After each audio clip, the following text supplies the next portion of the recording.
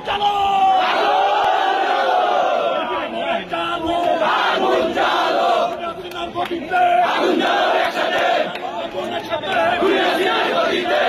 ভাই বললো কেন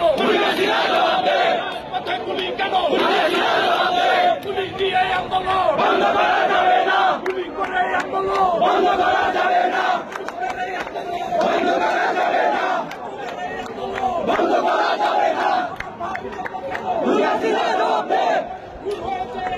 পুলিশ